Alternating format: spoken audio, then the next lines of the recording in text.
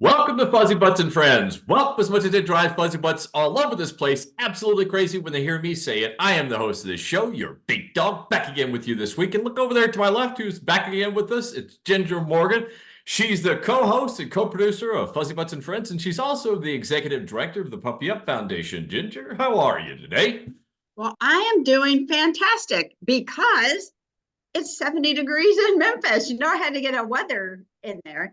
But the other thing about this is today I get to step in and take over your big dog's place because Luke, your big dog, is the one that's being interviewed today because I want him to talk about his first walk from Austin to Boston because March 16th is the 16th anniversary of the first walk. So this podcast is in honor of Luke Hudson and Murphy, not Indiana, Murphy, who walked the first walk from Austin to Boston. So Luke, And Malcolm. Malcolm was Malcolm was with you. You had his ashes in a necklace. So Malcolm was definitely with you on the first walk. So Yes.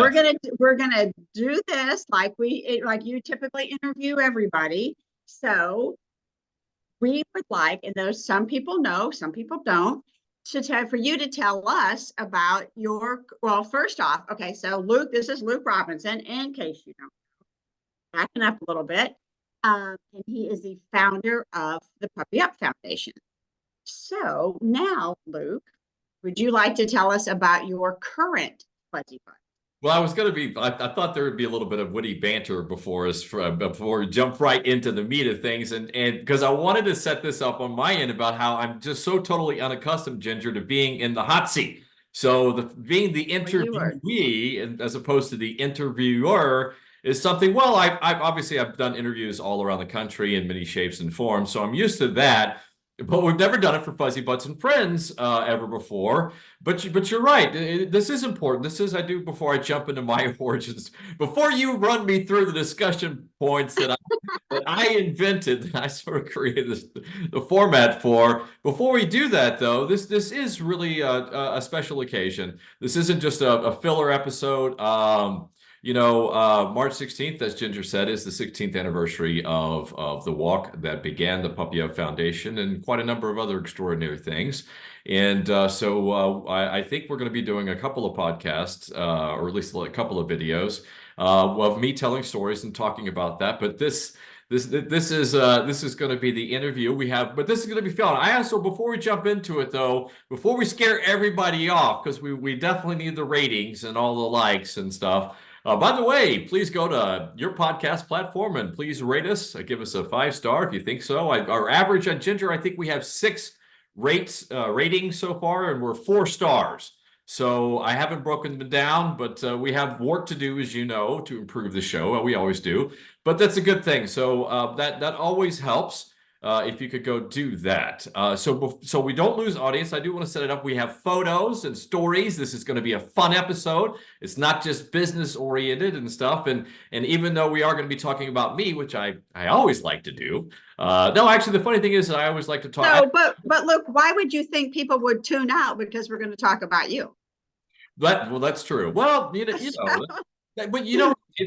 in another way, this is important, though. You raise an interesting point, though, is that I really haven't told my story in any big way. We're going into the 16th anniversary, and with the book is still, the story still is unwritten and untold in many ways. And so I think people want to hear the stories. People like the stories because it was an incredible. For those of you who don't know, Walk 1 was from Austin to Boston, and it ended up being 2,300 miles. Took over 2 years, and it was quite an adventure. 20 years, did you say? Yeah, something like that. Yeah, something like that. Over 2 years, but we're 16 years in the making plus. All right, so on that note, I did my little intro. Okay, so see, the thing is, you don't do a little banter. You just jump right into it. So you want me to start with my origin story. Exactly, because a lot of people do not know what your origin story is. All right. Well, I'll try to be brief. I do have photos because we want to make this. Yeah, we want to make the. It's important, I think, for people to see the photos from the journey and see. Well, we will get to those because you're going to tell stories and things. So, Okay, well, let me ask you a question. Since this is your show, I have command of the screen sharing function. So in telling my story and my origin story, I'm going to get to Malcolm. So is it okay with you that I can bring that up when I start talking about Malcolm? well, obviously, but yes, you Okay. go right ahead. Go ahead. Clearly, I'm not used to being in the passenger seat in anything I No, do. because I'm sorry, I first have to off, talk. let's go back. Let's start with the banter is now. So, who are your current fuzzy butts? Yeah, we always do start off with the fuzzy butts instead of the origin story. So, as most of you know, Exactly. this Following format. we have become the Gimpy family, the Gimpy Fuzzy Bugs, the Gimpy Fuzzy Butts, because we have my oldest, we have Murphy, Fuzzy Butt number 4. He will turn 13 this year. Indiana. I'm sorry, I said Murphy. Oh my gosh. I've been looking at pictures of Malcolm and Murphy. Obviously I made the mistake. So Indiana Jones. He's going to be 13 this year, in June, knock on wood. And he has peripheral neuropathy. And so we're having mobility issues with him, but he's otherwise his same cantankerous Pyrenees personality. He still has that. And then my youngest fuzzy butt number 5 is Grayson. He's also a gimpy in his own right.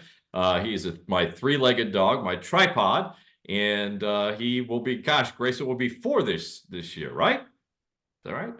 I'm bad. By the way, He let me will get be the caveat. 5 this Oh year. my gosh! Well, I'm bad with anniversaries. That's another reason why we've had some monumental anniversaries. I'm horrible at birthdays. I'm horrible at anniversaries. I just so much has happened, Ginger, for the past 16 years. I can't remember anything. Yeah, so Okay, well, do you remember your origin story? I do Do remember you that. remember how this all Actually, I started? was just talking about that recently. Is like, do I really remember who I was before walk one? Because I look at my life in terms of acts or chapters, but major chapters. And I think, really walk one was what I call sort of chapter 3 or act 3 in my life, because I was prior to that. Even though I was born the year of the dog, I wasn't much of a dog person. Prior to Malcolm, my first fuzzy butt number 1. Ginger, I'd never had a dog in my adult life.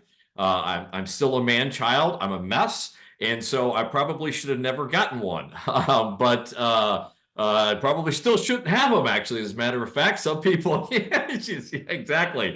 Anyway, moving on. And an ex-girlfriend, a wonderful person, Terry Lambert, she called me up one day and asked me, well, I guess maybe. Yeah, I guess I can talk about Malcolm and no, actually let me talk. I'm messing up my own origin story. Good God. Well, Yeah. it's been a while since I've done this, you So, know. did you go to school? That's yeah. Anyway, okay, I'll back up before I get to Malcolm. Yeah. Anyway, so yeah, let's do that. So I wasn't a dog guy. I was a businessman. I went to business school and started a company, EPSM, in San Antonio, Texas, and our focus was we were a management consultant for high tech and biotech life science style companies. So basically, we would work with engineers, scientists, molecular biologists, chemists, and so on and so forth. The people with ideas and innovations, and our company EPSM would help accelerate them. I guess we would kind of help put together the machinery, the raw materials, the ingredients to help them go from a concept stage or an early stage to more of a venture capital. We would help scale companies. I guess that's the way to frame it out in modern terminology. We help scale early stage companies. And I had 2 partners back then, and I was living in San Antonio, and so I got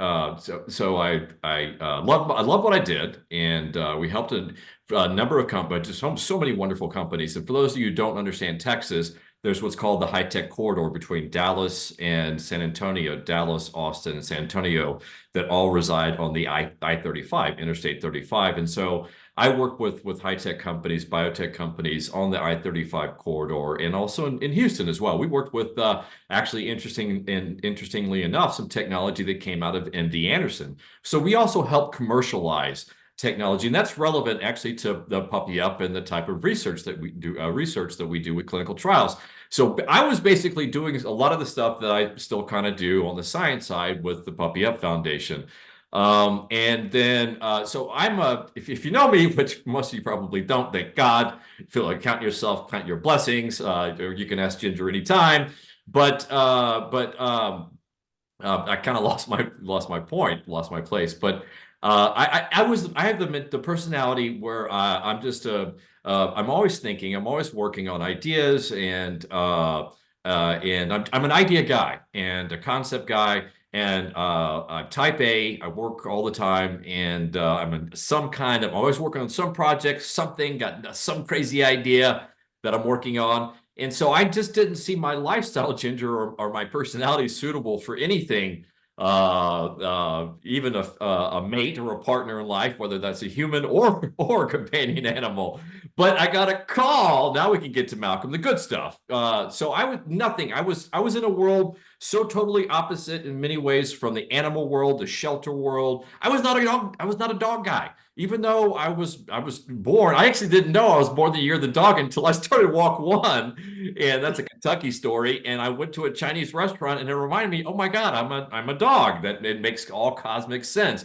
But I didn't like dogs. Dogs took up too much time, and I had time to think. I needed time to think and build and create and stuff. And so I got a call from my ex-girlfriend from Austin when I lived in Austin for many years, and she asked me just very simply if I wanted a dog, if I wanted a puppy.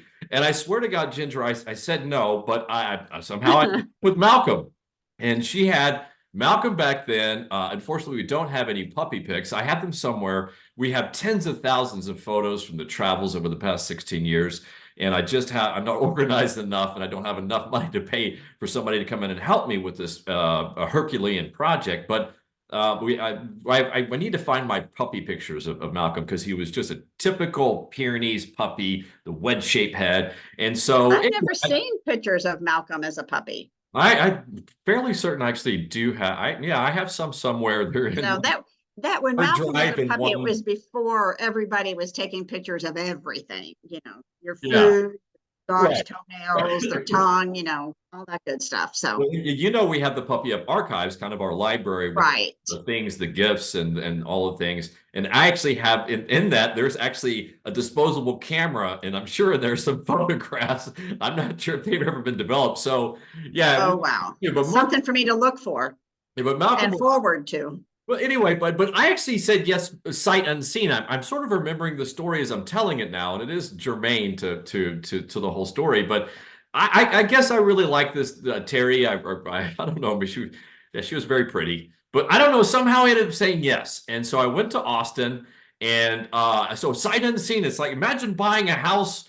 Or I got a dog without even I never even met Malcolm. He wasn't even named. I had no name for him. Did you even know what a Great Pyrenees I was? had no idea what the hell Great Pyrenees was, but after a couple of months, I had amassed myself a very decent library of all the Great Pyrenees books that were totally available on the market. I'm serious. I had all of them because I wanted to figure out what nightmare scenario I got myself. How can I navigate out of this Pyrenees? But I got a funny story though. Obviously my relationship with Terry wasn't successful. None of anyway, because I'm a type A stubborn person, and I tell the joke. It's kind of funny that I think that Terry cursed me by giving me a Pyrenees, even though I didn't know their temperament, because they're the exact same they're the same temperament as I am. They're stubborn, and so it's like two giant heads butting heads all the time. So I agreed to adopt Malcolm, sight unseen, never met him, had no idea what the hell I was getting. So the exact opposite for the audience here: never do this. Never ever do what your big dog did. It's the wrong way to go about It's not everything. highly recommended for sure. No, it's not. It's not recommended at all. But I went to Austin to pick him up, and I loaded him up in my SUV. I had a Pathfinder at the time, and scooted him away. Well, actually, I had to stop at Ruta Maya downtown Austin to get their very decent coffee and pastries. And so here is this is funny. First absolute mistake is the new, like for a first time pet parent. This never do this. I was like, well, shoot, I have I have Malcolm here. I can't not get something from him at Ruta Maya. So Oh, no. I got Malcolm a big old blueberry muffin. I was thinking, blueberry muffin, that's got to be good for him. He's a puppy, he's good stuff. And sure enough, after I got my coffee, and him the blueberry muffin, I went back to my SUV, gave him he snarked it up. You never met Malcolm. I have to remember, nobody ever really met Malcolm, and that's a huge heartbreak for me. He was a giant personality, and so we were not on the road. I think we were outside of maybe Selma or Schertz, just outside of San Antonio. And anyway, something smelled foul in the van. Anyway, he had vomited it all up. I mean, everything that he ate, he just vomited up. And I'm like, I look back and I'm like, man, I screwed up. I just knew I felt fear. I was like, what did I get myself into? And I was a total mess. But anyway, I could probably talk about him for hours, and I've got so many stories. So I know we want to talk about a few things and show some pictures. But I get him to Castroville, and so what happened, Ginger, is that I realized I had no idea what I was doing. I had no idea. I was in trouble, and I did everything wrong because you see, this is kind of important because as you know, generations make mistakes. They just don't understand current ideas and how things are. Science hasn't caught up with our understanding. And that's very true of companion animals. So how my parents treated their pets, I realized was not going to work with Malcolm. So I did whenever Malcolm misbehaved, which was a lot. And by what I mean misbehave, he wouldn't do what I tried to make him do, what I tried to command him to do, which is what a Pyrenees does. And so I scolded him and did all the things, and none of it worked. And so for the first 3 months of my relationship with Malcolm, we're a total train wreck, an absolute total train wreck. It was so bad, Ginger, I tried to give him away. I called my parents. Hey, do you want a Pyrenees puppy? And they were like, hell no. And I called some friends. Then I called Terry. I called my ex back, and I was like, is there a return? Do you have a return policy on Great Pyrenees puppies? Because Ginger, it was like, because I have my way of doing things, and Pyrenees have their way of doing things. And I realized it was like what happens when an unstoppable force meets an immovable object. And in Indiana, I keep saying Indiana. Malcolm and I were just like this from the start. And he would chew up my very expensive shoes. That's back when I used to wear ties and I looked nice, and I was the business world, and I was like, up and coming executive, yabba dabba do.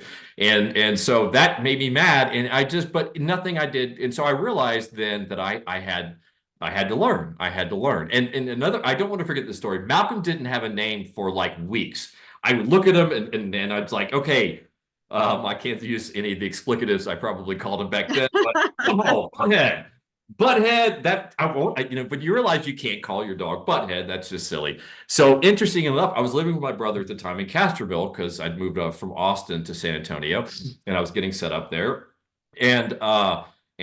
So my brother Mark and I was like, Mark, what do you think we should name him? And it took, like, I kid you not, weeks where Malcolm had no name. And one day, because we thought about all the traditional names where you have like an Icelandic, big, white, majestic mountain dog like Thor or Odin, the mythological giants, And I'm like, I can't do that. And so one day, Mark came into the area, my work area, and he just said Malcolm, and I'm like, that's it. It was just like that, Ginger. It happened that fast. I knew immediately Malcolm was his name, and instinctively. And so I guess he and I had trouble from the very start until I began to realize that I just didn't know how to communicate with him. And he did a couple of things. He didn't like to snuggle. He was like such a macho, masculine dog that you didn't like to snuggle. I'm like, well, come on, if I had to deal with you being a pain in my butt all the time, at least you're going to give me some little something, right? Get some snuggles and some stuff. And he never did. But remember, I'm a couch sleeper. I've been a couch sleeper most of my life. for a whole host of reasons. I work all the time, and I just go sleep on the nap on the couch and get back up and start working again. So, one time I was sleeping on the couch, and the blanket from my couch, it fell over on the floor, and then Malcolm would never come over and snuggle near me or get on the couch, but he came and laid down right on my blanket right next to me. And I just realized, Ginger, at that moment that I just wasn't understanding how to communicate. He was trying to communicate with me, but I wasn't listening, and I wasn't hearing what he was saying. Shocker. And that's a Shocker. big shocker. For those of you who know me, this is breaking news. Breaking news. Breaking news. I'm a I need some Pyrenees, kind of but I've always said this whole thing is I've always been a Pyrenees. That's why I have the breed. Is I'm like it. I understand it. They irritate the hell out of me a lot because it's me in the form of a dog. So, but now's the time to show some. Anyway, okay, I've got to get to this point of the story though. Go ahead, please. yeah, well, first, there's one story about Malcolm that you tell when you're driving, and he's in the back, and there's like part of your mother's luggage comes undone. Do you know what I'm talking about? I do remember Okay, the so tell story. that story, and then we're going to get into why you started Actually, the business, why you did it. you're fast forwarding until right before he passed away. So you're actually jumping ahead than where I wanted to Well, get. you can, that's fine, but tell the story, then we'll get to, No. okay, go ahead. Yeah, let me walk you through. So let me walk you through it, and let's use photos too. So after that, so anyway, I had a business in San Antonio for a couple of years. No reason to talk about that. Okay, Malcolm broke me. I mean, he broke me. That's the most important part of this whole story, is that I realized who I was. I was never going to succeed and have a relationship by being the same or having the same philosophy or approach to my relationship with Malcolm. So I tell the funny stories that he broke me. He really did. And we became, after that moment, Ginger, we became eternal mates. And I want to go ahead and share the screen with the first photo here. Let's make sure I get it right. My apologies. Okay, this is the first one right here because we're still in Texas. So Malcolm and I became, if I could somehow maximize the screen. There we go. That's what I needed to do. Okay, so this is in Castroville, and this is Malcolm and I once. Hey, Luke, I'm not seeing that as it. All I'm seeing is that like the thumbnail of that. Oh, So okay. you need to click on it to bring it up. Oh, that's right. Thank you. I did it incorrectly. That's correct. Okay. Did that work? It did not.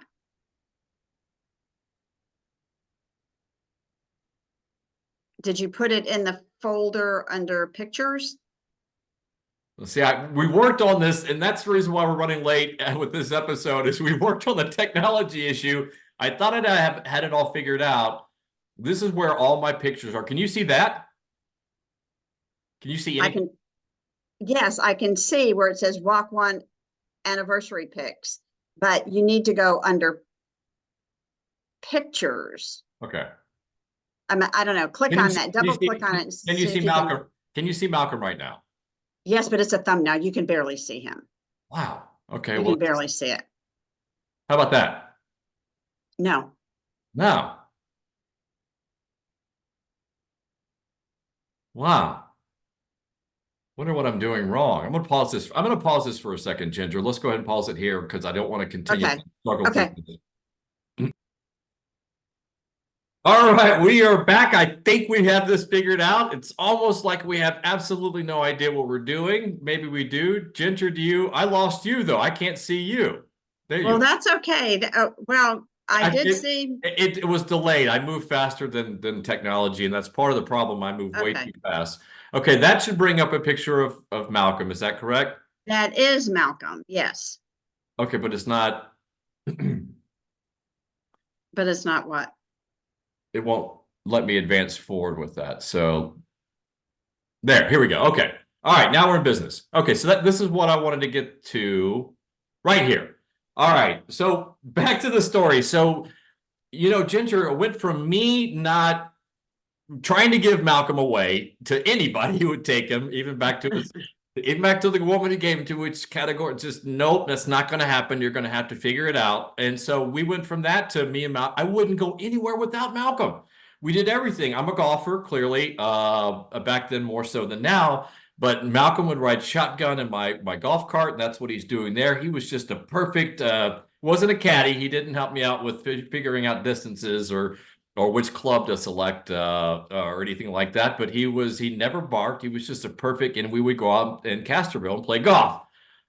So this is still in Texas. But then I moved my business to New England because when you're in the high tech biotech world, you're going to go to the West Coast or the East Coast to get a part of the good technologies. I think the more innovative technologies. That's the first one. Those got out of order. So I wanted to share a couple of photos from our life in New England. So interestingly enough, as I was going through these photos, Ginger, I realized this photo is significant, and not only because it shows you that obviously I was, I would take my boys back then camping, not at the level I do now, but this is interesting because this was our hiking weekend the week before Malcolm had his limb amputated. So this is his last bit of hurrah with 4 legs. So right after this camping trip in New England, north of I can't recall the name of the wonderful park and hiking trails there, just northeast of Boston. But just right after this, we amputated his limb. So I kind of jumped ahead, but so I moved to Boston and moved my business to Boston. And Ginger, it was only within, I'd have to think about it, was within months, I think, of trying. Just got to Boston. I was making connections. I was getting involved with the MIT Forum and a number of other projects, and my life was moving forward. And I was walking Malcolm, and over a period of time, he started limping. And I didn't know what it was at first. I wasn't thinking about cancer. That's significant. I thought he had OCD, osteochondritis dissecans, because he had a Rottweiler playmate, Doak, and those guys were like the Clash of the Titans, man. They hit it pretty hard, and I was the idiot pet parent. I didn't know that you should just let your kids destroy everything in each other, just have any kind of fun, unmitigated fun. So he developed OCD in his shoulder, right? And so we got to New England. It's very cold up there. It was a very snowy December when we got up there. And so he started limping within months after I got up to Boston. And it was not noticeable at first. It just was a slight limp. And I took him in to see a vet in Watertown, Massachusetts. And the vet was like, no, you're just imagining it. It's probably maybe it's the cold agitating, or it's becoming arthritic, even though, gosh, Ginger, he was only 6 when he was diagnosed. That's right. He was only 6 years old. So he's 6 years old here. And so finally the limp became what I noticed it. It was unmistakable. I knew something was wrong. It was only a couple of weeks where I was unsure. I listened to the vet. That's an important point for pet parents. Don't always, even sometimes your vets have the most nicest, honest motives for trying to discourage you from doing biopsies and other type of screening or diagnostics. Don't do it. If you feel intuitively, if you feel it in yourself and that something's wrong, just say, I want x-rays. I want this done. I want an ultrasound done. So after a couple of weeks, I took it back to the vet and I said, nope, something's wrong. Something's going wrong. Let's get some x-rays. Ginger, he took x-rays. And as you know, with bone cancer, you can see it. It's a starburst pattern right there. And he looked at me and said, yep, 99% sure it's cancer. And I remember that day perfectly. I was like, I didn't even know dogs got cancer. My dad was a doctor. I know a whole lot of medicine. I've helped out so many different high-tech biotech companies, life science companies, but so I knew a lot, but nobody was talking about dog cancer. And that's important to my story. I didn't even know.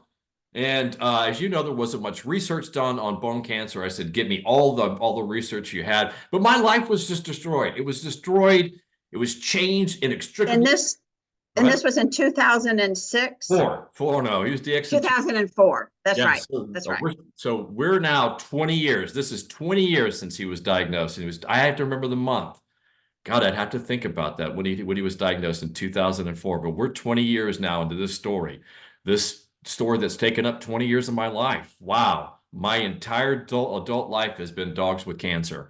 It hits you, Ginger, when you say it like that aloud. It's profound and deep, It and is.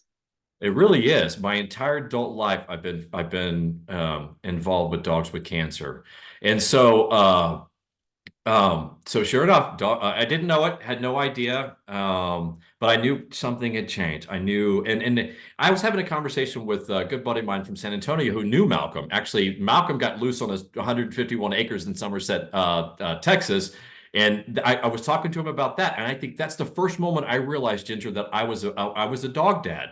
Because I'd never felt this way before about any of the women I'd been with before, people I'd had in my life. I was terrified. It was like I didn't know what the feeling was. He got loose, and getting loose, as you know, in rural Texas or rural Tennessee, you have farmers that will shoot dogs that come onto your Yes. land. And I had this image of Malcolm Malcolm was a sweet kid. He wasn't going to hurt any of the livestock, but he was a big boy and he scared, anyway, they just shoot on sight. And he was gone for, hours and hours. And thank God I had his tags on him. And we finally found him. But I realized, Ginger, I was absolutely terrified. I was talking to my good friend Eric Gamble, and I said that was the moment I realized I was a dad.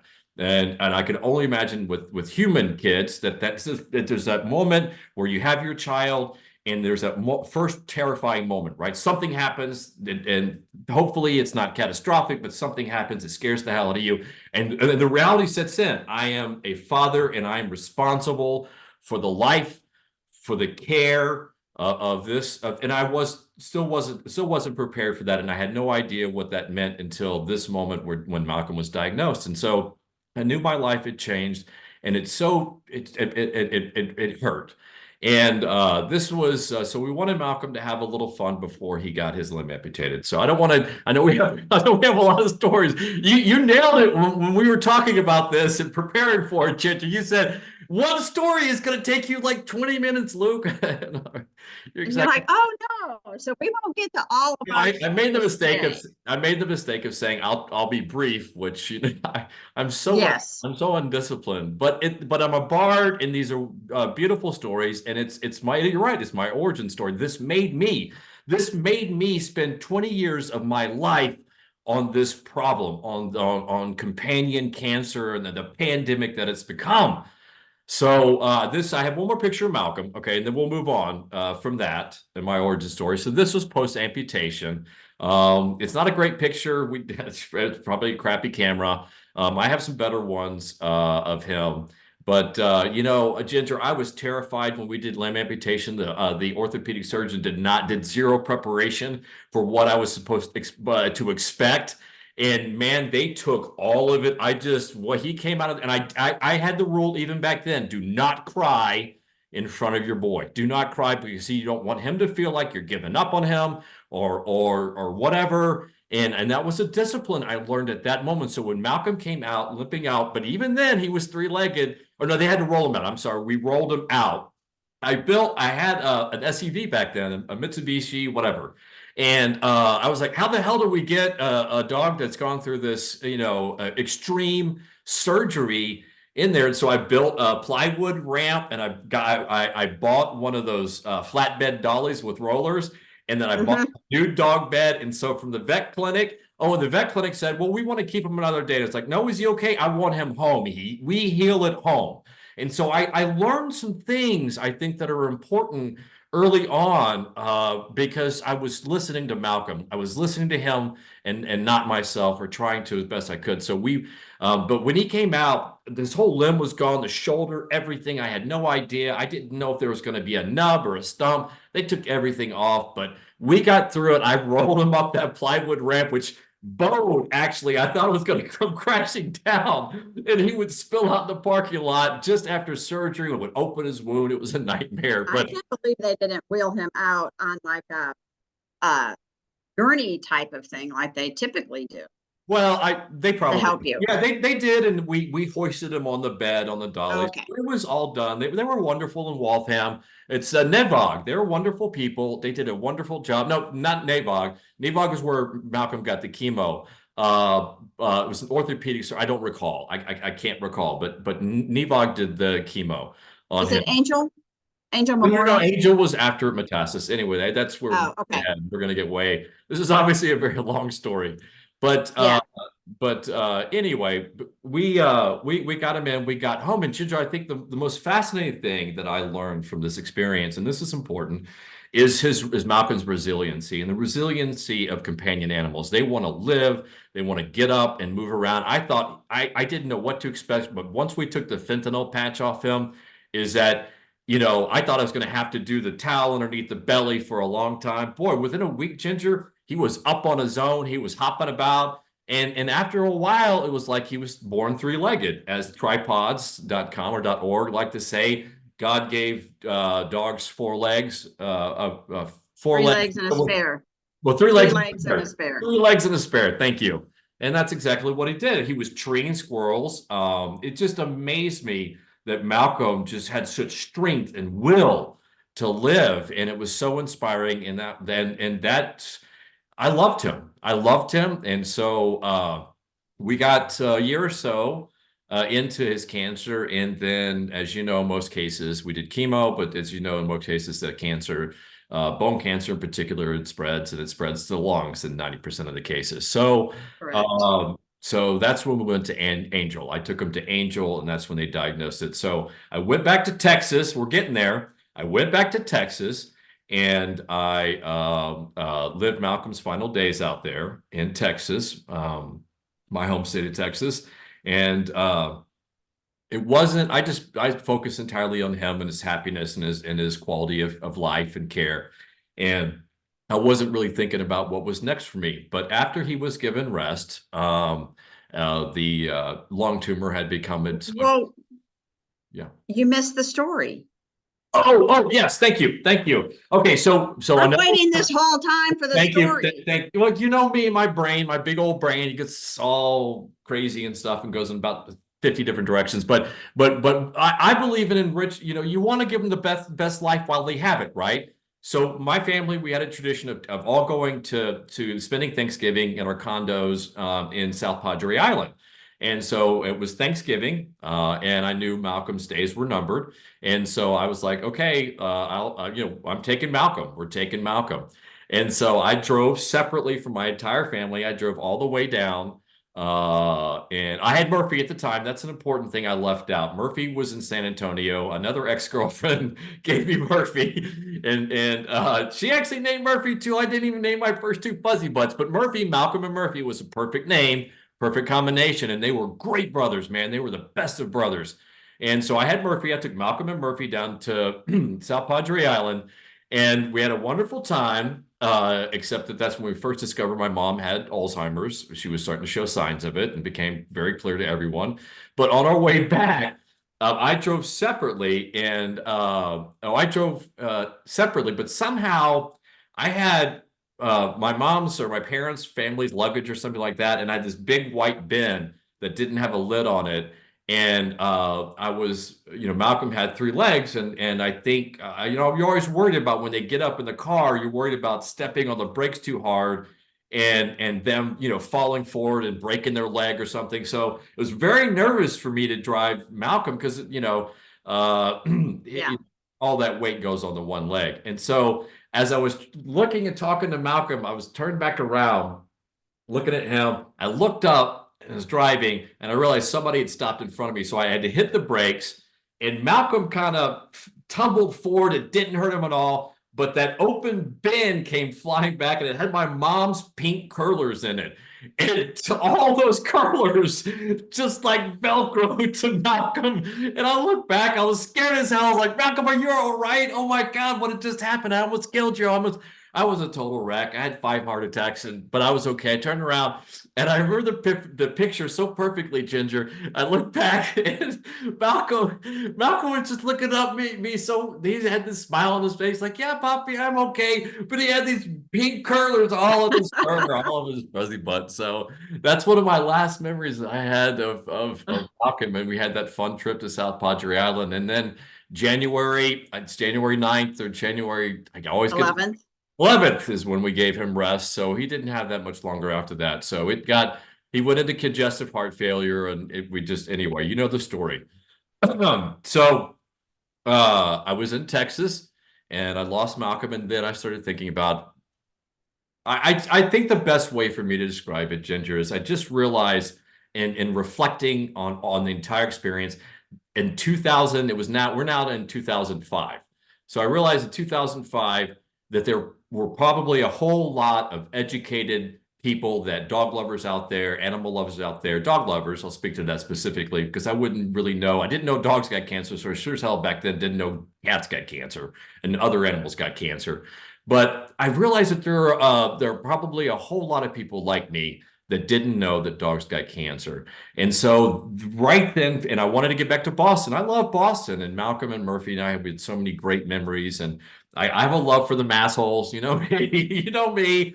That's no offense to people from Massachusetts. Actually, it's only the term massholes really only applies to people from Boston, because you go to Springfield outside the city, you know, they're more like normal folk.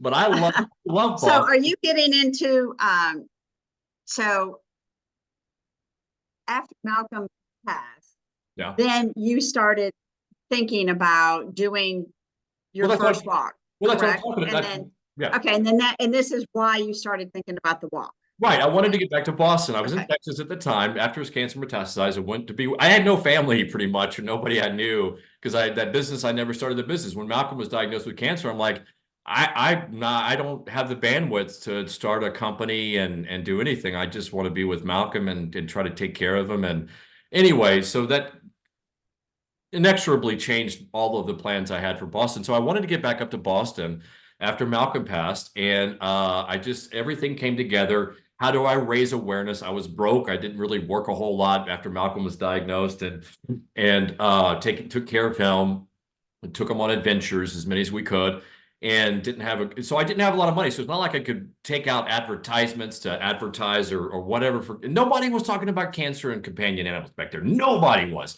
Only the veterinarians, only the vet schools. Veterinarians, sure enough, weren't talking about it, especially country vets. So I just realized I have basically no money. I have a love of a dog that I lost from cancer, and I want to get back to Boston. And so very quickly, like those three things came together like an Venn diagram, you know. And I just did, and I had Murphy at the time. This is important. I had Murphy. Murphy really had a hard time after Malcolm died, and I was a horrible dad. I didn't give him the love that he needed. I was the worst dad. I'm just the worst dog dad. So anybody tells you otherwise, I made so many mistakes. It's true. But after just a few months of Murphy and I suffering so deeply and profoundly, I realized I woke up one day and realized Murphy needs a brother. And so I got there was a dog up there that was part of a, you know, they have farmer breeders up there and up there, Texas, Waco, Texas. And there was a rescue for Pyrenees, and I can't even recall how I found Hudson, how that I'd have to rethink about that. But I went to Waco, Texas, and I got Hudson. He was a little feller of 8 weeks old, so I got Murphy a mate.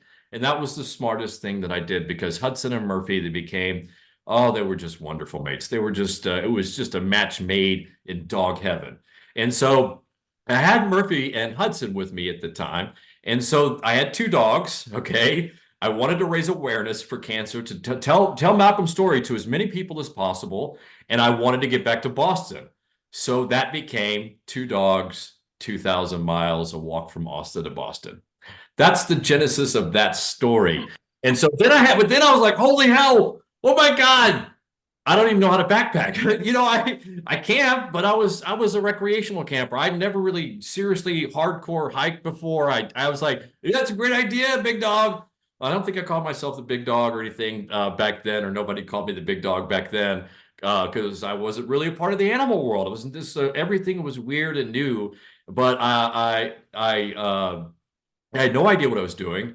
And so I had to learn. And so then we had to train. I'm like, I didn't know Pyrenees, how far can they walk? And so I was still in my hometown of Belton, Texas, that area, just halfway between Austin and Waco, which is significant in its own way. I won't get to right now, but it is significant. And so they have a wonderful park there, Lions Park. And there's just this series of trail system, and like a baseball field for kids. And it's just a great, in a pond for people to fish. and it was multi-tiered. And so I just realized, okay, we're just going to have to get out and we're going to have to learn everything because there was the internet back then, Ginger, but not the internet that we know it. Right. And so I had no Definitely idea not. how far you could walk a Pyrenees, how much water they had to consume, how much rest you had. I didn't know anything. I was an absolute idiot. And I was like, obviously, I've been like that all my life in the sense that I have these big grand visions. And then okay, well, that's great, Big Dog, but now you have to put the details to it and you have to make it work. And significant to the story, after doing it and training and working with Hudson and Murphy, I set a date, my initial date. I can't recall when it was, but I realized, man, we were nowhere ready. So I was like, that's it. I walked away for a while. I moved down to San Antonio for a couple of reasons. And then sort of I realized, yes, that's my mission. So I got to San Antonio and got set up there. And I realized, for a number of reasons, I realized that this was my God-given mission. Whatever that means to you, whatever it meant to me at that time, I just knew I knew was right. But I was scared to hell. I had no idea what I was doing. But the idea of me just getting on the road with two dogs and walking 2,000 miles was terrifying because, as you know, so many things can happen on the road. And so I started a spreadsheet. I did it very scientifically and started assessing all the risks and just started training them more intensively, learning as we went. We got a couple of sponsors. I had a ragtag team of a couple of people that I'd never met personally. I met them on the internet, and so I had this team of people. I had a crappy cell phone that was supposed to have GPS, but it never had service, so I never never could use it, so it was dead weight. And so everything came together, and I was scared. I was terrified. As March 16th neared, I was in San Antonio. I had sold my truck. I had to put all my stuff into storage. And I literally had to put everything that I could carry into a backpack. And Hudson and Murphy and I went to the Walter P. Long Park in Austin, Texas. And that's where Walk One began on March 16th.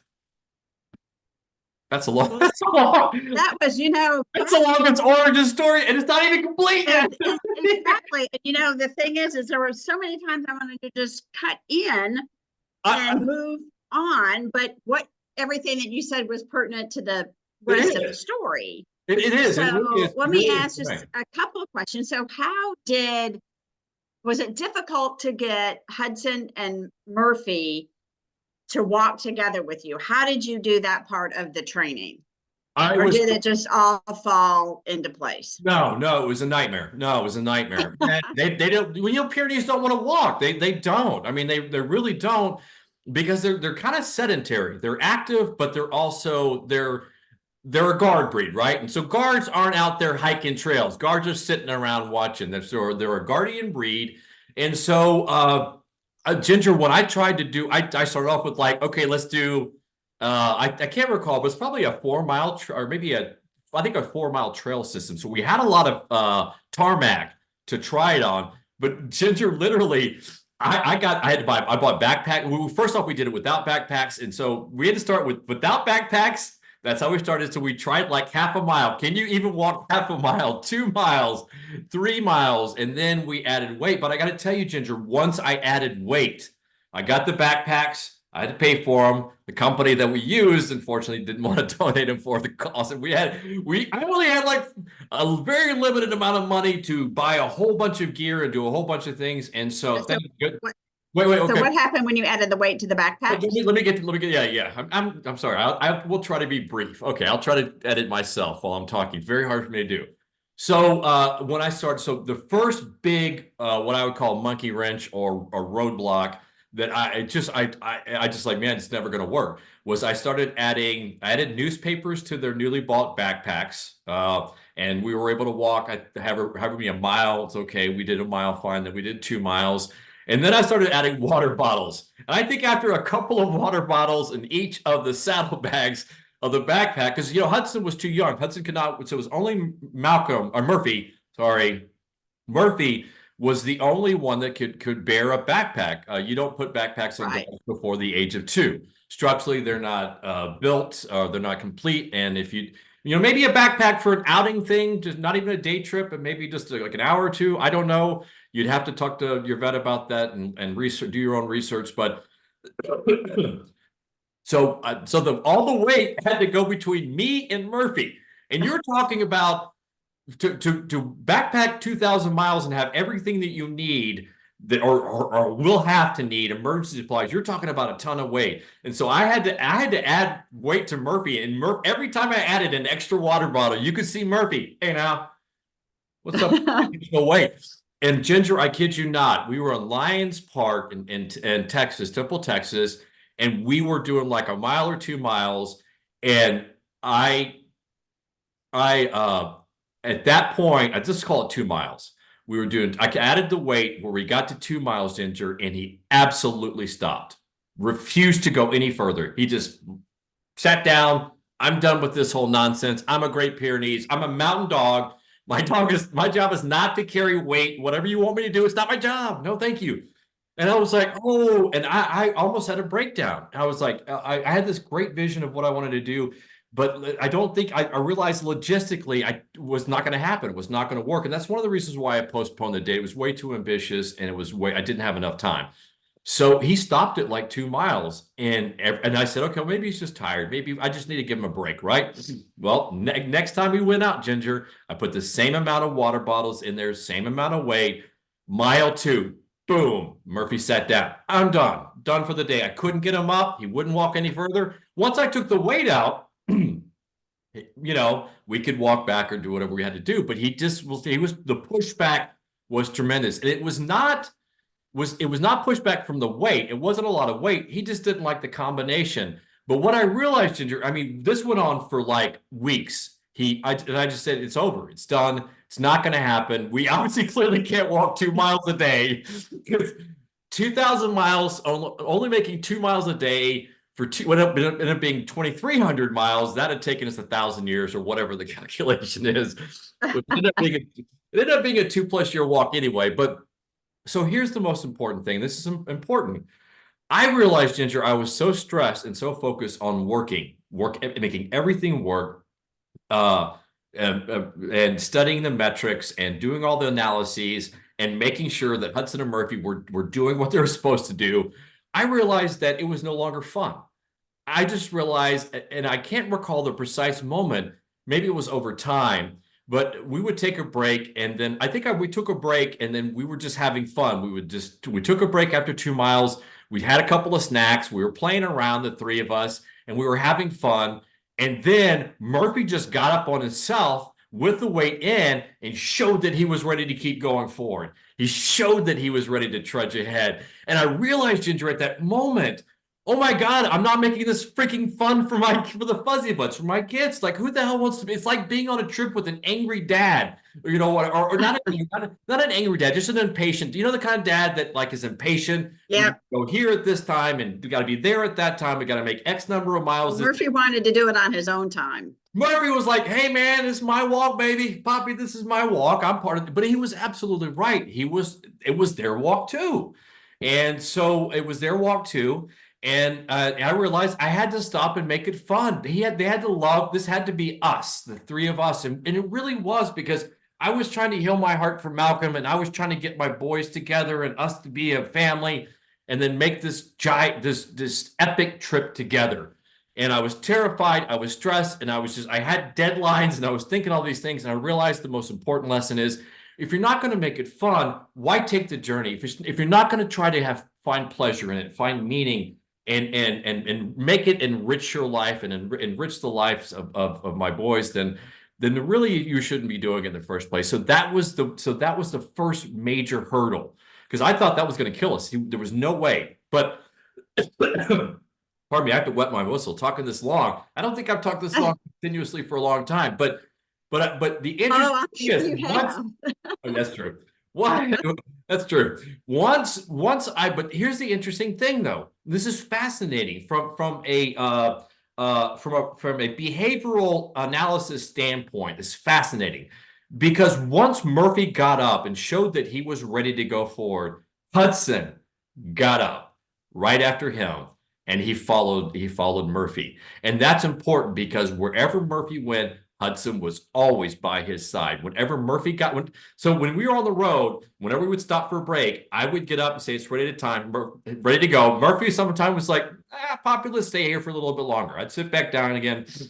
But when I got up and it's time to go, if Murphy got up and signaled that he was ready to go, then Hudson, little Hudsy, he'd get up and he would follow. So Hudson didn't really walk with Poppy. He walked with Murphy the entire way. Yeah, I can see that. I can see Hudson doing that. So the cool thing about the story is that we found a way. We found a way by making it fun. And that was the important lesson from all that. So after that, it was just trying, okay, we made it past 2 miles with this weight. How much further can we wait? And it was just learning from there. But we still had a lot of training to do. We were in San Antonio and we did a lot of training. One of the trails I'm going to be shooting video at, so everybody can see the trail system, the beautiful trail system at Trinity University where we trained at. So I'm glad you brought that up. So you have obviously a ton of stories, and I wanted to let everybody know, because I think we're kind of running out of time with your first part of the story now. We didn't even make it to the walk. We didn't even make it. Yeah, no, we didn't. We wanted to get through Arkansas. That's right. We wanted to get through Arkansas. Never mind. Never mind. So what we're going to do is little snippets that we're going to post to social media all through, probably at least up until March 16th, but probably even beyond that, because there are so many wonderful stories that you've told. You've told me about your journeys, and it was a little over 2 years that you were on the walk, and you have so many great stories to tell on how you and Hudson and Murphy kind of worked together, and all the great people that you did meet along the way. So we're going to drop those on social media a couple times a week, so you can check that out. We'll probably post some to YouTube here as well, so people can find them here. So we didn't even get to a lot of things on our list. Well, let me make this recommendation. This is a very fluid thing for those of you who are still listening, for the audience that haven't endured this. But all the origin story of the walk is so important because so much went into it.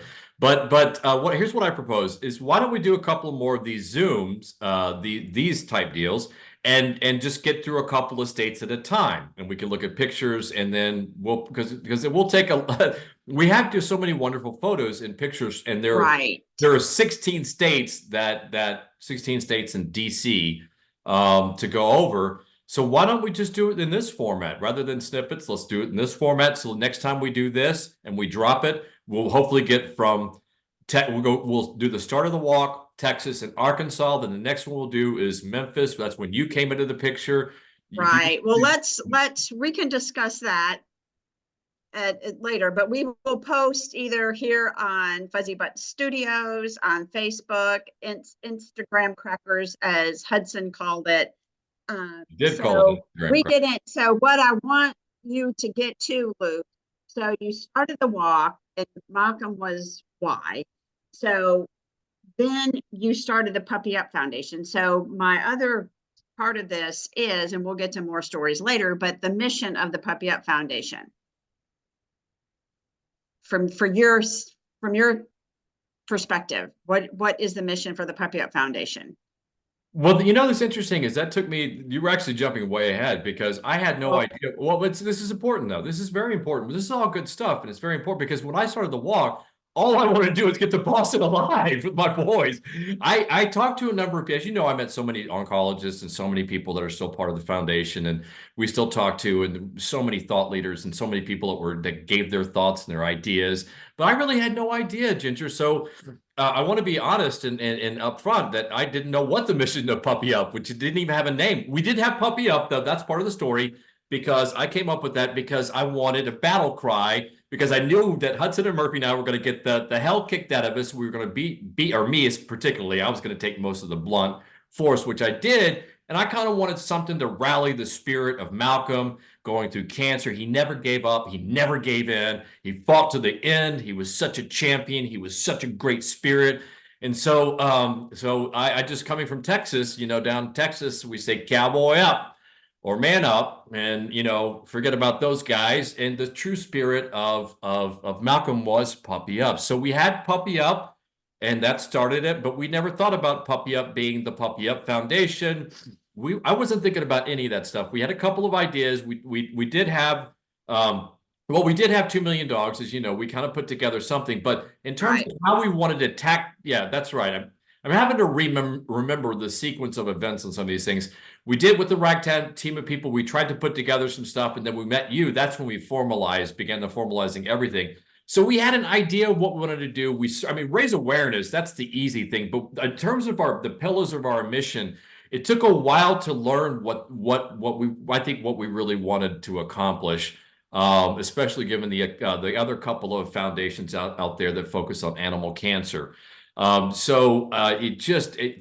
me, getting on the road, all I wanted to do was tell Malcolm's story, walk from town to town, tell Malcolm's story, talk to pet parents, and just say, hey, if you have a dog, and you just need to start looking in and researching cancer because there's a good chance they might get cancer. Because we really didn't have any data back then, not the data we have today. But I knew that I wanted to do a couple of things. I knew that I wanted to, well, I used to say get rid of cancer. If you had to think about what my mission was back when I was a bonehead, and still am, is but as you know, that it really is never getting rid of cancer. So I think what I had in mind is to tell Malcolm's story and to raise awareness and to, as you know, what we would ultimately become is to find out what's causing cancer. Let's find out why we're having these super high incidence rates of cancer in certain breeds. And is that what you wanted? I feel like I'm being interviewed now, and I'm having to sit on the other side and Yeah, well, to you yeah, to tell me. this is going to be, this is for our listening audience. This is going to be fluid. So tune in, listen in. We'll post everything on our social media channels. So at this point, because we're going to move on, I would give a cancer tip of the week. So based on the fact that Malcolm was diagnosed with bone cancer, we'll kind of focus on that. And like you had said earlier, Luke, you knew there was something wrong, but the vet thought maybe it wasn't arthritis, but he just thought maybe he sprained something or whatever it was. But that vet did not originally think that it was bone cancer at all, correct? And then you went back. Wait, you're taking me back to. I'm putting up So anyway, the point is, if you feel like there's something wrong with your dog, if they're having I love that picture. That's what I wanted to do. We had that bad picture up there on the screen. Well, it's not a great picture because he's not groomed, but if we're going to talk with Malcolm, my boy, this is the snow monkey.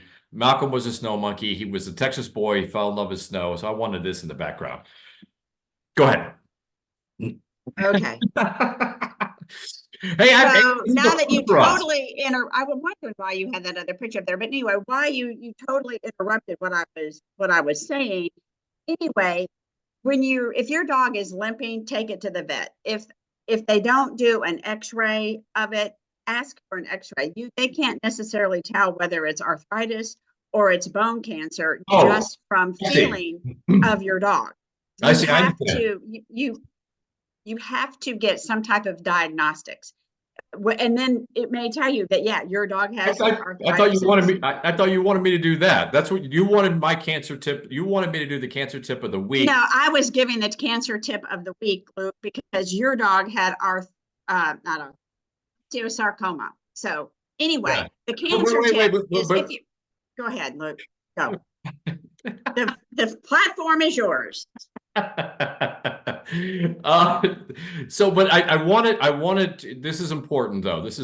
I guess I was looking up the picture of Malcolm and I misunderstood what you wanted me to do. I just wanted the best picture of Malcolm up and you wanted me to give the cancer tip of the week. But the takeaway for me though, Ginger, and what I would subsequently learn is you're right, is that even the slightest sign of limping It's critical, even if the vet discourages you from getting an X-ray or getting some type of diagnostics, is critical because, as you know, we've learned is that dogs, because they can endure so much pain, sometimes they will walk on their limbs until the bone cancer has spongified, completely rotted out the bone, and the bone will break and fracture, and you're dealing with a nightmare scenario. And in some cases, the cancer has already spread. So early diagnostics with bone cancer. This was a really important lesson for me, and that how I learned that. Why the sooner you can find out, get the diagnosis of cancer, the better.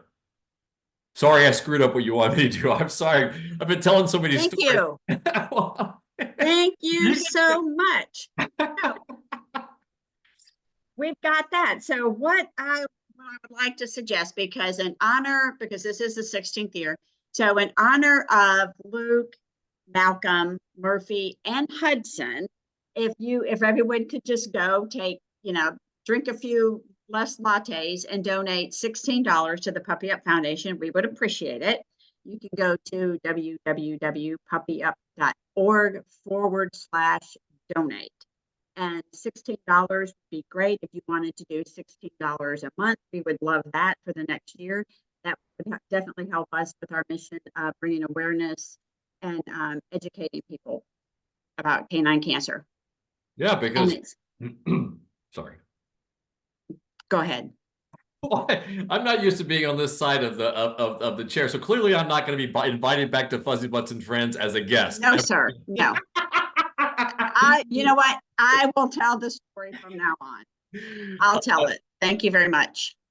Yeah, well, it's hard to tell the story without me. You just have to. Oh no, I've heard your story so many times. I could definitely tell the story. But what started off is I think the takeaway here, though, Ginger, this is important because as we're nearing a 20-year journey for me, and it really is my journey, it's Malcolm's journey and Malcolm's story. But this is what happens for the love of a dog. One dog can make such a tremendous a difference in the way that the world works. Because when Malcolm was first diagnosed, there just wasn't, we were so far behind medical science and medical research.